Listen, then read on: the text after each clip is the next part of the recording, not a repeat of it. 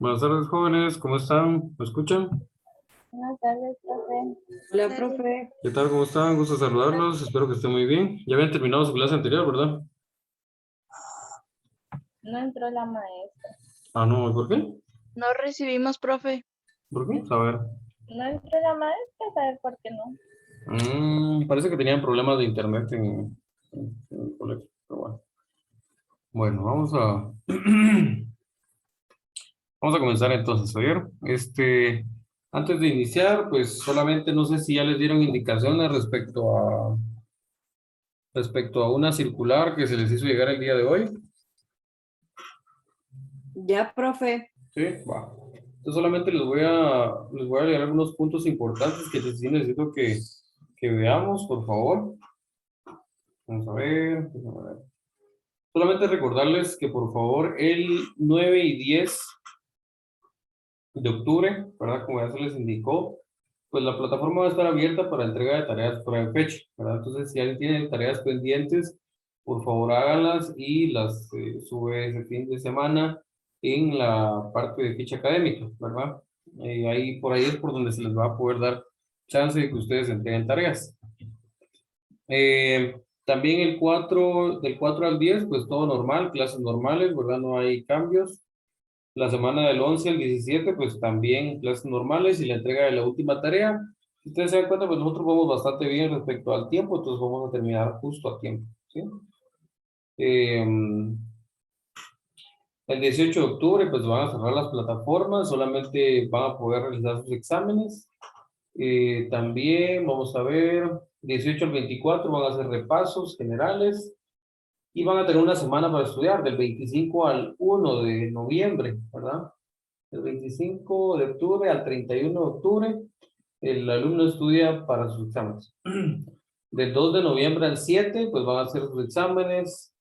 El 13 al 14 va a hacer la entrega de notas, por favor, así que tomen en cuenta. Se les van a estar agendando y se les va a estar diciendo de qué hora va a ser para cada grado, así que para que no tengan que llegar todos al mismo tiempo, ¿verdad? Del 21 del 20 y 21 van a hacer sus exámenes de recuperación. Recuérdense, para poder realizar sus exámenes finales deben de estar solventes del mes de noviembre y haber pagado los 100 quetzales de papelería, ¿verdad? Eh, y pues eso es todo. La reinscripción va a ser a partir del 15 de noviembre, entonces no sé si alguien tiene alguna duda respecto a esas indicaciones o algo en particular. Yo le resuelvo su duda.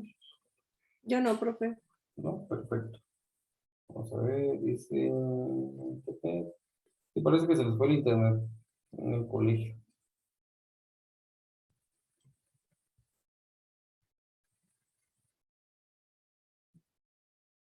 Bueno, entonces veamos. Lo voy a transmitir pantalla. Si gustan, pues de aquí en adelante pueden apagar sus cámaras para que no se nos ponga un poco más lenta la señal, así de que no tengan que tener su cámara encendida. Si alguien tiene alguna duda, algún comentario o algo que aportar a nuestra clase, pues con gusto activan su micrófono y vemos qué sucede. ¿Estamos? Vamos a Yo, ver. profe, disculpe con la tarea que hay que entregar el día de mañana. ¿Sí?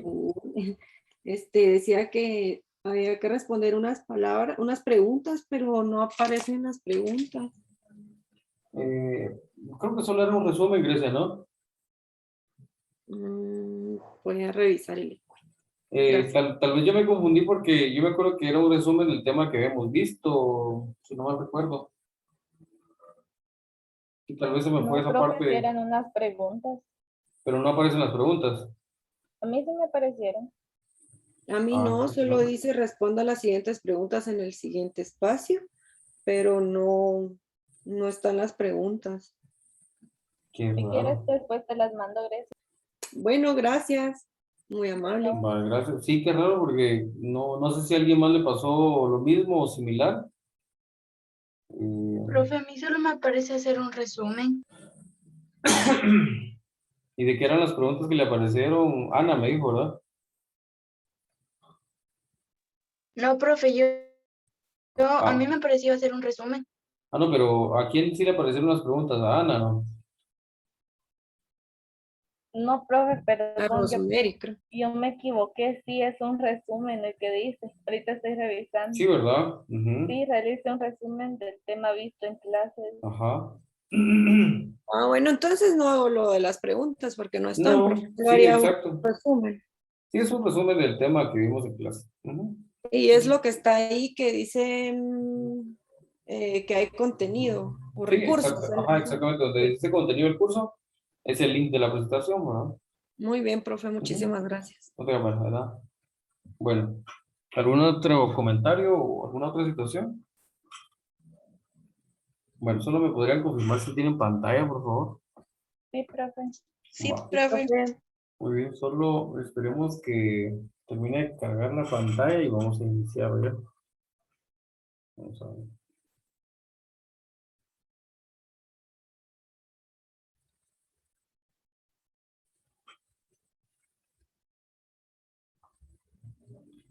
Bueno, la semana pasada estuvimos hablando acerca de las generalidades de la materia y decíamos la química pues estudia básicamente la composición de la materia. Hablábamos acerca de algunas características generales de la materia y algunas características específicas, propiedades específicas y generales. Dentro de las propiedades generales decíamos tenemos la masa y el volumen principalmente, ¿de acuerdo? Y dentro de las propiedades específicas veíamos, por ejemplo, una de las principales que es la densidad. Recuérdense que la densidad se calcula como la masa partido el volumen, ¿verdad? Que es una de las fórmulas químicas y físicas que nosotros ya hemos hablado durante el curso de ciencias durante el año, ¿verdad? Entonces, esas son características bien importantes que debemos de recordar de la materia. Propiedades físicas generales, masa y el volumen, mientras que propiedades físicas específicas como la densidad. Aparte de la densidad, existen otros como la viscosidad, como el área, el color, el olor, el sabor, la acidez, el pH, etcétera, etcétera, etcétera. Bueno, entonces, realmente hay muchas características específicas, pero dentro de las generales, la más importante, la masa y el volumen. Bueno, una vez clara esta parte, recordemos que la materia como tal puede discurrir por varios cambios. Algunos cambios que pueden ser físicos y otros cambios que pueden ser químicos, ¿verdad? Por ejemplo, si yo tomo una hoja de papel y la empiezo a cortar en muchos pedacitos, la parto a la mitad y la vuelvo a cortar, la parto a la mitad y la vuelvo a cortar, y la vuelvo a cortar por la mitad y la vuelvo a cortar por la mitad, y al final me queda a mí un confeti de pedacitos de papel, pues al fin y al cabo sigue siendo papel, ¿sí? Sigue siendo papel. ¿Por qué? Porque no ha cambiado nada, solamente su presentación física ha cambiado. Entonces a eso se les llaman cambios físicos. Pero si yo a ese mismo papel, yo le prendo fuego o yo le echo una sustancia corrosiva o alguna otra situación, entonces ahí ese ya es un cambio químico. ¿Por qué? Porque ya ese papel no va a volver a ser papel. Ya cambió su estructura molecular, su estructura química y atómica, ya cambió. Entonces ese es un cambio químico, ¿sí? El agua de igual forma puede presentar cambios físicos y químicos y el agua es el elemento o es la molécula por naturalidad madre de los cambios físicos. Porque el agua puede pasar de un estado sólido a un líquido a un gaseoso dentro de un rango muy pequeño de temperatura, ¿verdad? Por ejemplo, nosotros sabemos que cuando el agua está evaporando o cuando el agua está hirviendo, que decimos popularmente ya hirvió el agua, ya llegó al menos a los 100 grados centígrados, que es la temperatura de evaporación del agua. Mientras que cuando el agua se congela, estamos hablando que el agua llega a los 0 grados centígrados. Es por eso que es tan importante la escala de los escalos de los grados centígrados, porque precisamente cuando el agua está congelada, ese punto de congelamiento marca los 0 grados centígrados, mientras que cuando el agua se evapora, se hace gas, eh, precisamente pasa a los 100 grados centígrados. ¿Estamos? Bueno. Veamos los cambios físicos, nos dice es aquel que no altera la composición de la sustancia sobre la cual actúa, mientras que los cambios químicos es aquel que altera la sustancia transformándola en otra nueva sustancia con propiedades diferentes, ¿verdad? Era lo que habíamos hablado. Bueno, dentro de las materias o las sustancias, hay sustancias homogéneas y heterogéneas. Cuando hablamos de algo homogéneo, quiere decir algo que tiene la misma distribución dentro de cada parte de la solución, ¿sí? Por ejemplo, si yo hago un café, tengo el agua caliente, yo le echo café instantáneo, le echo azúcar, le echo cualquier otra cuestión que a alguien le guste echarle, pues todo se distribuye adecuadamente, ¿verdad? Todo se distribuye adecuadamente y sabemos que tenemos la misma concentración de azúcar, de café y de cualquier otra cuestión, la tenemos bien distribuida en toda la solución de café, ¿verdad? Pero si por el contrario yo vengo y agarro un poco de agua, le echo esa mezcla para hacer horchata y dejo esa horchata ahí no sé, unos 10, 15 minutos sin tocarla, nosotros vemos en un vaso, por ejemplo, vemos que hasta abajo del vaso se forma una especie de mezcla, ¿verdad? Una especie de, de materiales, ¿verdad? De la solución para hacer horchata, los cuales no se mezclan en la misma proporción en toda la solución. Entonces, esa es una mezcla heterogénea, mientras que la homogénea va a ser el café que está perfectamente distribuido en cualquier parte de la solución, ¿verdad? Nos dice una mezcla heterogénea está formada por dos o más fases. Sus componentes se distinguen a simple vista, como ya decíamos del caso de la horchata, ¿verdad? Una mezcla homogénea está formada por una sola fase y sus componentes no se distinguen unos de otros, ¿verdad? Eso es bien importante, sus componentes no se van a distinguir. Las mezclas, pues una mezcla está formada por la unión de sustancias en cantidades variables y que no se encuentran químicamente combinadas. Por lo tanto, una mezcla no tiene un conjunto de propiedades únicas, sino que cada una de las sustancias constituyentes aportan al todo con sus propiedades específicas.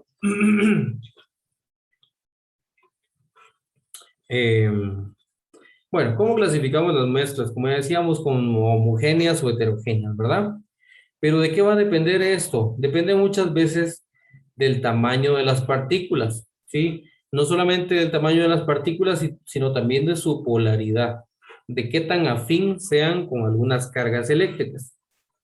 Por ejemplo, aquí vemos el ejemplo de Antonio y Sara, ¿verdad? Antonio está haciendo una mezcla de guisantes y garbanzos y a eso se le va a denominar una mezcla heterogénea porque los guisantes y los garbanzos son de un tamaño muy grande, por lo tanto nunca se van a poder mezclar completamente como para decir tenemos la misma concentración de garbanzos, la misma concentración de guisantes en un lado como en otro de la solución.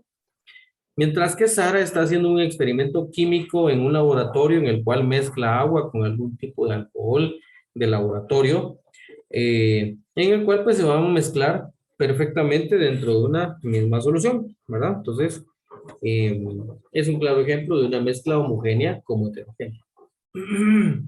Veamos características de las mezclas heterogéneas, aquellas que ya decíamos que no se mezclan adecuadamente, ¿verdad? Como el caso de la horchata.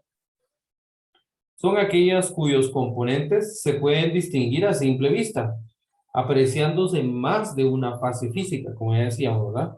Un ejemplo de esto es si, por ejemplo, tenemos un poquito de agua y hay tierra o hay arena en el agua, pues vemos que definitivamente la arena se va a sentar. Por lo tanto, esta arena no va a tener la misma distribución en un lado como en otro dentro de la solución, ¿verdad? Lo mismo que sucede con la horchata, ¿verdad? La horchata, sus sedimentos se van a asentar en el fondo, por lo tanto no va a tener la misma concentración. El agua con aceite, ¿verdad? Claro ejemplo, cuando hacen caldo o cuando tomamos caldo, vemos que precisamente sobre el caldo se asienta el aceite, ¿verdad? O se asientan algunas gotas de aceite, precisamente por eso, porque aquí en este caso no es por el tamaño de sus partículas, en este caso es por la polaridad con la cual está cada una de las sustancias. Por ejemplo, el agua es polar, mientras que la grasa es apolar. Eso quiere decir que no se van a mezclar la una con la otra, ¿verdad? Entonces también es otro tipo de mezcla heterogénea. Las mezclas heterogéneas se pueden clasificar en diferentes tipos como emulsiones, suspensiones, coloides. No vamos a entrar tanto en detalle en esto porque realmente pues no es del curso, pero Sí hay diferentes tipos de mezclas heterogéneas que ya las vamos a ver. Bueno, y ya las verán ustedes dependiendo qué es lo que continúen estudiando, ¿verdad? Veamos. Ahora características de las mezclas homogéneas. Son aquellas cuyos componentes no son identificables a simple vista, ¿verdad? Así como en el caso del agua con arena, como decíamos, o de la horchata, pues podemos identificarlo a simple vista, o en la sopa, ¿verdad? En el caldo podemos identificar a simple vista la grasa del agua. En este caso, en la mezcla homogénea no las podemos identificar a simple vista, y es decir, solamente se aprecia una sola fase física, es monofásico. Y un ejemplo de esto, nosotros tenemos el agua potable, como ya les ponía el ejemplo de un café, el aire, ¿verdad? El aire es una situación bien importante porque ahí nos pone que las mezclas homogéneas no solamente son para líquidos, sino que también pueden ser para sólidos o para gases. Sólidos como por ejemplo, cuando nosotros tomamos un pedazo de plasticina y lo mezclamos con otro color, vemos que hay un punto en el cual ahí se van mezclando los colores, pero hay un punto en el cual definitivamente ya están completamente mezclados, ¿verdad? Entonces, eso es una mezcla heterogénea, pero homogénea, en este caso de sólidos. De líquidos, pues fácil, ¿verdad? Cualquier situación que se mezcle completamente, una limonada, un café, cualquier otra bebida, ¿verdad? Se mezcla completamente. Y gases como el aire, por ejemplo, el aire que nosotros respiramos, el aire que respiramos es 70% nitrógeno, 21% de oxígeno y un 9% de otros gases. Gases como por ejemplo el dióxido de carbono que nosotros expelemos cuando expiramos, el monóxido de carbono que es un gas que se forma por la quema de algunas sustancias como por ejemplo el papel, las llantas, combustibles, etcétera, y algunos otros gases dañinos que se encuentran dentro del aire. Sin embargo, cuando nosotros respiramos, pues no respiramos solamente el oxígeno, respiramos el aire completo, pero nuestro cuerpo tiene la capacidad de solamente absorber el oxígeno, que es lo que a nosotros pues nos funciona, ¿verdad? Nos interesa y nos sirve para la vida. ¿Estamos? Bueno. Sin embargo, pues también, bueno, aquí continuamos con las mezclas homogéneas. Sin embargo, existen métodos a través de los cuales nosotros podemos separar una mezcla, ¿sí? Veamos que aquí hay varios métodos dentro de los cuales vamos a mencionar algunos. Por ejemplo, la imantación. La imantación, pues su nombre está compuesto de la palabra imán, por lo tanto que ya nos da una idea de qué trata este método, ¿verdad? La imantación es un método que utiliza la fuerza magnética, ¿verdad? Que puede existir, por ejemplo, en algunas mezclas pueden existir algunas soluciones que tengan a base de algún metal, que sean a base de, ¿cómo les se llama esto? Que tengan algún principio metálico, ¿verdad? Entonces la imantación nos va a permitir a nosotros poder separar algunos elementos de algunas mezclas, ¿verdad? El tamizado, pues el tamizado es es una técnica que se utiliza en laboratorios de química a través de la cual pues se logran separar muestras, perdón. No vamos a entrar tanto en detalle en esto, pero es otro de los métodos que se pueden utilizar. La sedimentación, que es lo que ocurre normalmente con la horchata, como ya decíamos, ¿verdad? O por ejemplo, una mezcla de agua de río, ¿verdad? Cuando vemos el agua de un río, de una poza, de un pozo, o de una laguna, vemos que se levanta toda esa arena, ¿verdad? O la tierra del fondo, y hasta que se deja sedimentar y se deja calmar, pues ya vemos nosotros las diferentes fases, ¿verdad? Ese es el proceso de sedimentación. La decantación. La decantación es un método bien interesante a través del cual nosotros podemos separar mezclas. ¿Cómo se hace la decantación? La decantación utiliza como principio la temperatura y sobre todo el punto a través del cual una mezcla se va a evaporar con otra. Imaginémonos que esto que les voy a dibujar aquí es un termómetro. Imaginémonos que es un termómetro.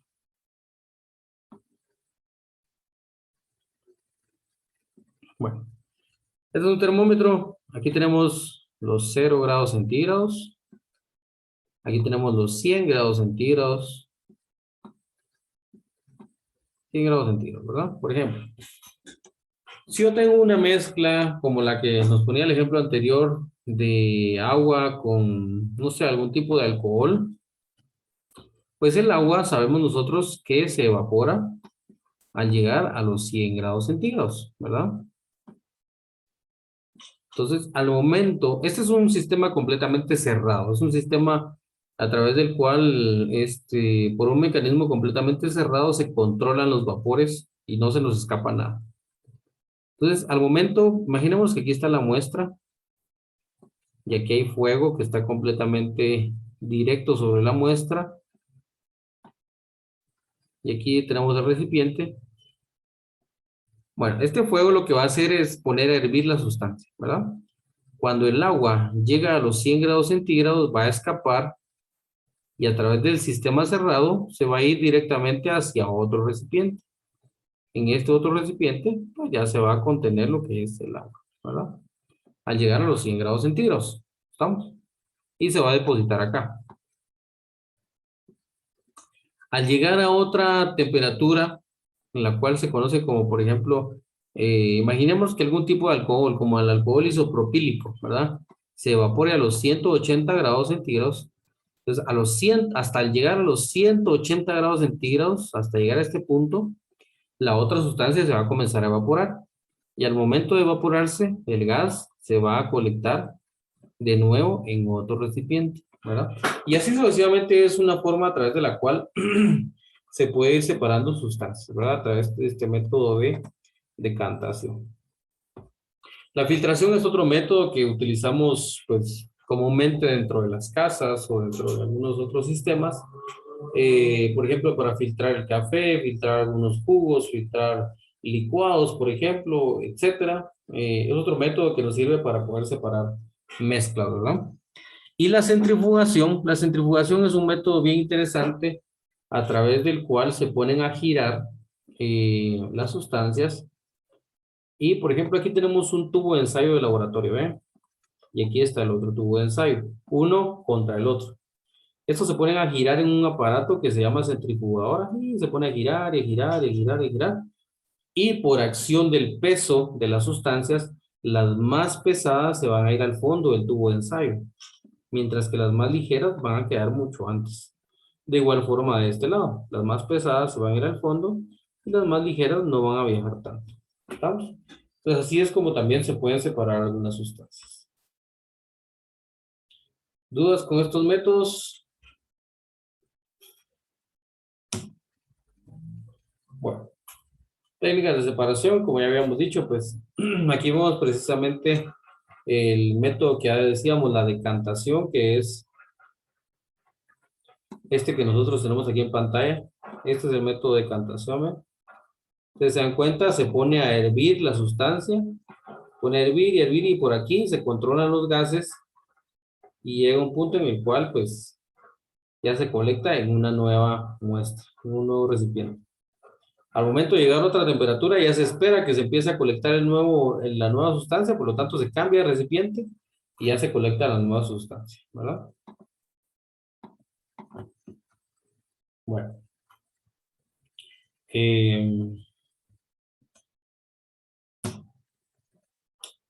Soluciones químicas. Bueno, recuérdense que toda solución química, toda mezcla, es el resultado de la unión de un solvente y un soluto.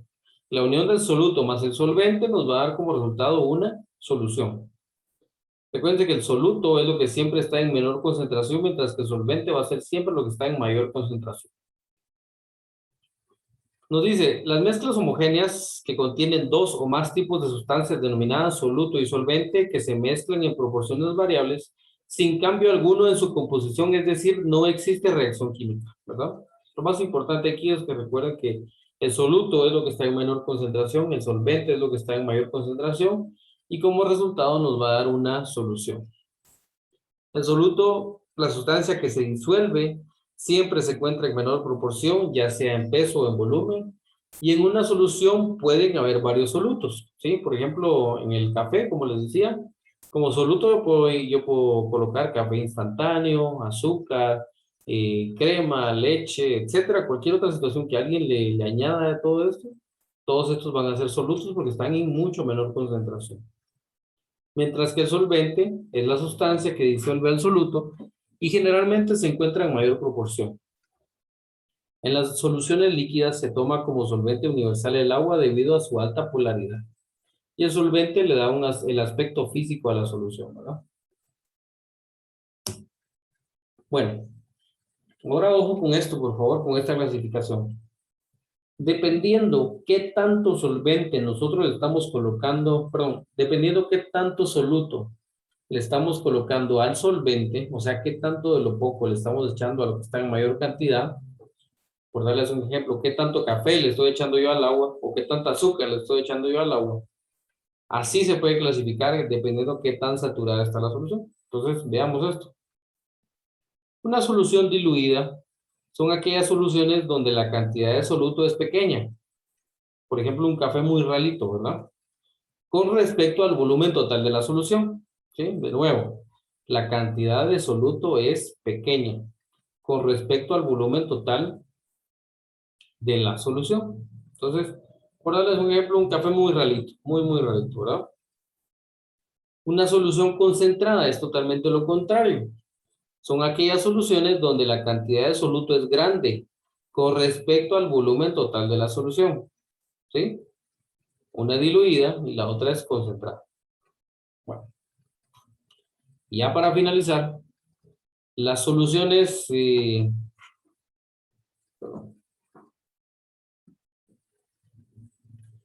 las soluciones saturadas son aquellas que contienen la máxima cantidad de soluto que se puede disolver a una presión y temperatura determinada. ¿Sí?